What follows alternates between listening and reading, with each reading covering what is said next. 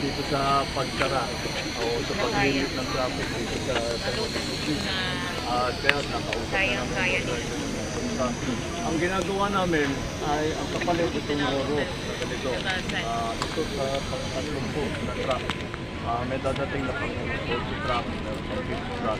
Tapos itong lampang nito, dodoblehin natin, lalagay pa tayo doon. Double, mga 500 trucks a day. Tapos mag-umpisa na tayo ng night navigation. Ibig sabihin, tayo gabi, pwedeng tumawid. So that's our way of trying to mitigate the problems.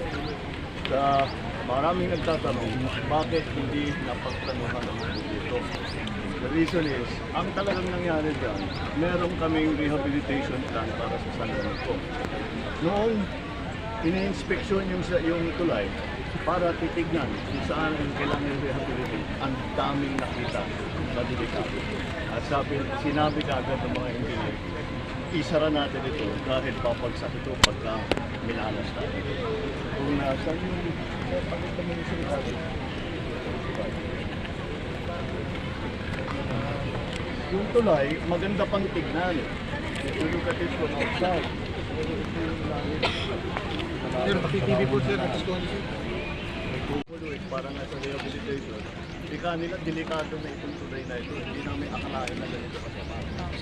Dahil, hindi namin malaman, hindi ginawa ng mabuti ang maintenance ng tulay. Dapat yan, every 3 years, ginabalik. Tinatanong ko sa lugar, sa mga lokal, sa ating mga kababayan, kung talaga magagawa pa naman yung hindi. Kaya nagkaganito. Kaya inabot namin talaga sinasara. Dahil pagkilitaan kami, hindi sara. Kaya, biglaan. Ngayon na alam natin ang problema, lahat ng marino ay na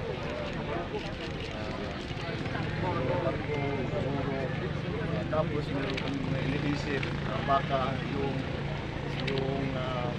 traffic sa San Juanico basta papalitan natin yung sistema para kung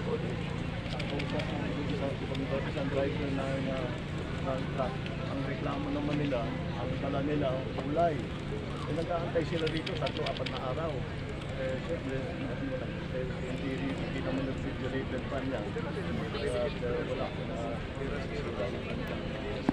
kanilang paper po. Yun, gagawa kami ng sistema para makuna yung mga perishable goods. Yeah, those are the mitigating factors that we are trying to undertake para naman kahit pa paano. Tacloban is such a center of commerce. Ang daming naapektuhan dahil dito. Kaya madali ko na naman ng public works na magsabi sa atin kung ano ang maaari na masabi natin na schedule. What are you saying about the Spanish? Mr. President, I think we will be able to increase gradually of limits until before December. Gradually, kukunin na natin yung mga 3-tunnel na segments and then increase it to 4 tons, 5 tons, and then eventually matapos natin before December. Magkakaroon na tayo ng 12 tons. Pwede na po yung mga bus, pwede na rin yung mga traffic, pwede na yung mga Yung for conclusion po, kailan? yung completion, the entire bridge to be back to normal. The entire bridge is actually completely natin yung bridge.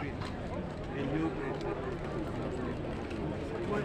We will work on this, and as I said, the section will be a gradual process. Depends on the traffic.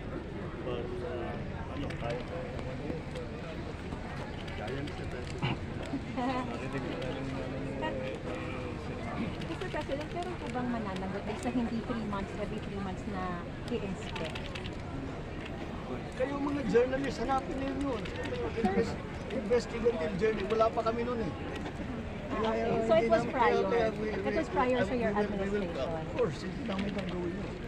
That's why we will plead ignorance. We were not here yet. Okay. But this is, how old is this bridge? 52 years. 53 years. 53. Siguro ng panahon pa ng father ko, maayos yung maintenance. Nasa DPWH na si Sir Mali nun. maayos ang, pero after 86 yata, mukhang hindi na nagalaw.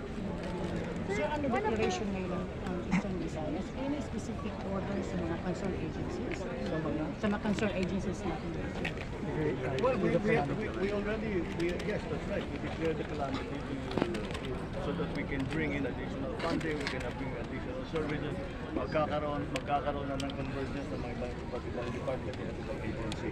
Tapos na yan. Actually, they have already done the convergence. We know what we need to do. We just have to do kagaya ng construction, getting more boats, maybe finding other ways to, other routes na pwede pantawid. Kamayong is probably other ones are malayo na. We'll see. Baka meron pang mahanap. Yes. Mr. President, one of the worries is the pass-on charge to consumers, considering that truckers are shouldering additional fees for the RORO service. What can the government do to ensure that that will not be passed on to consumers? Well, we'll have to talk to I know, especially if it is a national entity. I don't think that will happen. However, the smaller ones, I don't know how that will work. But evidently, the transportation costs are not. Somebody has to pay for them. I don't know if it will be shouldered by. What can the government do? We can provide some assistance. We certainly can provide some assistance, but we cannot cover all of the price increase that's just happened because of the condition of the bridge. So at least a partial subsidy. If the condition of the bridge had been properly maintained in these last 50 plus years, we have no Sir, ano pa po ibang momento ng truckers? I understand you spoke with them. Ano pa po yung na-raise nilang concerns? And then, basically, they still wait here. Nag-aantay sila dito ng mga 3, 4, 5 days. So, hindi, sa kanila, personal, siyempre, mahirap para sa kanila. Saan sila matutulog, saan sila maniligo, saan sila makain, etc. So we have to think about those things too. But talaga, they're just saying, please make sure that as quickly as possible maibalik sa normal. Kami yung maibalik sa normal. sir, last na, metrics to, for you to lift the state of calamity, what conditions have to be met for you to consider lifting it after a 1 year? When the traffic has returned to normal. Okay? Thank you.